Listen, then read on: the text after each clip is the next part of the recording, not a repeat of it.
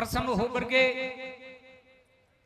हाथी को लेकर के खनार के बादशाह के जो पैरादार मंत्री इथेसी जो हाथी का सारा बनकर के भरतखंड के अंदर घूम रहे थे, उसी स्थान पर एलादी से बातें होती है। आगे जाने के लिए एलादी मना करती है। हाथी का मान और अपमान होता है। जो बेल को दबाने से तिल भर भी बेल आगे नहीं बढ़ती है, जो जमीन में नीचे धस जाती है लेकिन तिल भर भी आगे नहीं हलती है। ऐसी शक्ति का प्रकोप देख करके विचार किया कि ये तो लड़की है, ये तो एक लड़की है। लड़की होकर के हाथी को धरण में आटा डाल दिया। इसकी शक्ति का क्या पार है। बहुत बड़ी शक्ति संसार के अंदर पहली बार देखी है। जो मंदिरा पिला करके हाथी को देश विदेश के अंदर भ्रमण करा रहे थे और खनार का बादशाह जो आपकी जोरदारों की जितायत करता था। पहले की परंपरा इस प्रकार से हुआ करती थी कि राजा हुआ करता था, वो भी आपकी दिग्विजय जिताया करता था, आपका घोड़ा छोड़ दिया करता था, जितनी दूर में डोल करके वापस आ जाता था, जितनी हद आपकी हो जाया करती थी। इसी प्रकार से खनार का बादशाह ने भी वादा किया था कि मेरा बराबर का कोई बलवान होगा तो हाथी को पकड़ करके एक स्थान पर बांध देगा और मुझे इस बात का ज्ञान होगा कि ये मेरे से लड़ने वाला है। मान अपमान की बेला को सह करके पैरादार मंत्री सब घबराते हैं, हाथी को पकड़ते वापसी मोड़ते हैं। खनार का बादशाह के दरबार में जाते हैं। दरबार में जाकर के खड़े होते, तब बादशाह ने कहा कि कहो क्या बात है। बोलो क्या बताएं, बताई नहीं जाती। बोलो जब तक तुम मुझे नहीं कहोगे मुझे इस बात का क्या पता।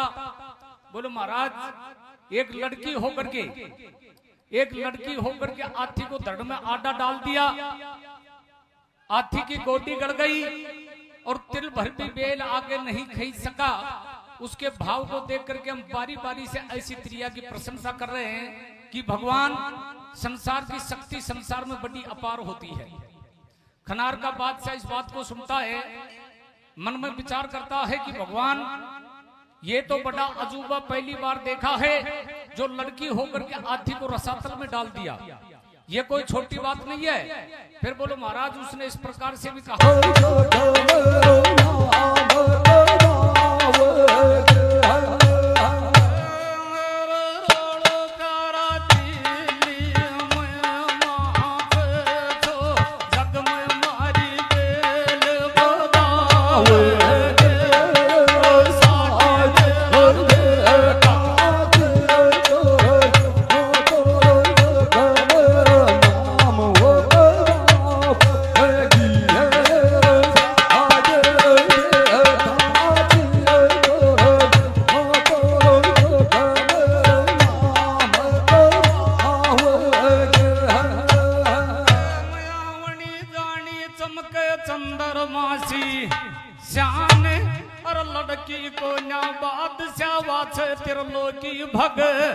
भगवान ये हाथी तेरो चाल धरण में तो पड़े गो जनता झूठा धक्का तो खाओगे।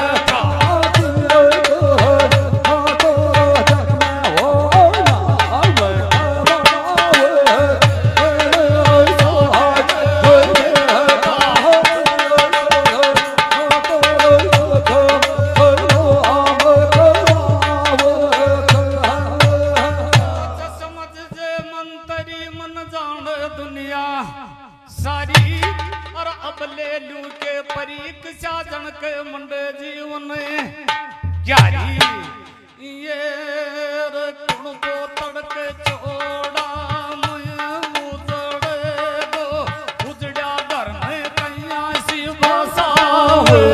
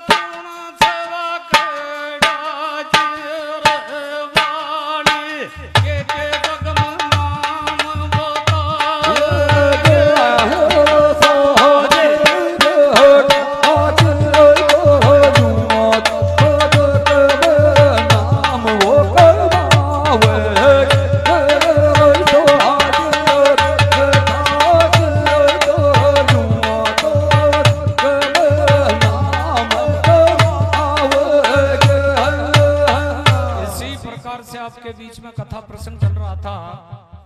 ये कृष्णपाल जी यादव नहीं, लड़की नहीं, वह कोई ना कोई वास्तव में शक्ति है और शक्ति को पहचानना सबसे बड़ी बात है। अगर हो सकता है मेरे पुत्र की शादी अगर उस लड़की के साथ में कर दूं तो संसार के अंदर भरतखंड में मेरा भी नाम नंबर 1 पर आएगा, देख लिया जाएगा। उसके माता पिताओं के अंदर कितनी शक्ति है जो मेरी बात को सदा सदा के लिए पीछे हटा सकते हैं। और बादशाह का कहा संसार में कौन उल्लंघन कर सकता है। बड़ो आदमी भी कहबो करे थे कि राजा यज्ञ योगी जल, राजा यज्ञ योगी जल इनकी उल्टी रीत और पड़ता रही है परशुराम ये कमती पाले रीत। राजा और बादशाह से पंगा लेना हर किसी का बस की बात नहीं है। कोई बात नहीं, मेरा मन का आदेश है कि मेरा पुत्र की शादी उस लड़की के साथ में कर दूं तो सदा सदा के लिए मेरा नाम सबसे ऊंचा होगा। माता पिताओं के पास में ऐसी शक्ति नहीं जो खड़े होकर के हमारे साथ में युद्ध कर सके। तब राजा बादशाह एक जगह बैठ करके आपका मन का भाव स्वीकार करता है, भाव स्वीकार कर करके पत्र लिखता है। और पत्र लिख करके इस प्रकार से विचार कर रहा था कि या तो संसार के अंदर मेरा प्रण पुगाना होगा, और अगर मेरा प्रण नहीं पुगाएंगे तो संसार में सदा सदा के लिए मैं मेरा पुत्र की हारदांगनी बनाऊंगा। मैं जानता हूं ऐसा बादशाह संसार के अंदर हुआ था जिनके नाम से संसार में चर्चा चलाई जाती थी, उनके पास में कोई छोटी शक्ति नहीं थी। बादशाह वो पत्र लिख दरबार में खड़ा होकर के बादशाह आपकी चर्चा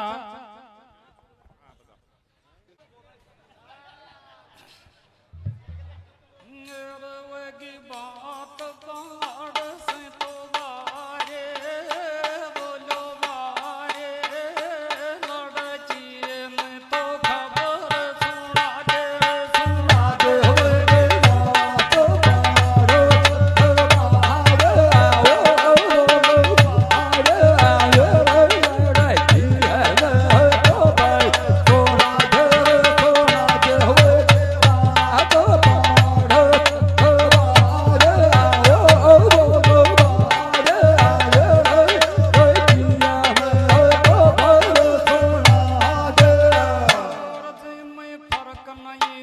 तोड़ो नहीं देणू पड़े बोट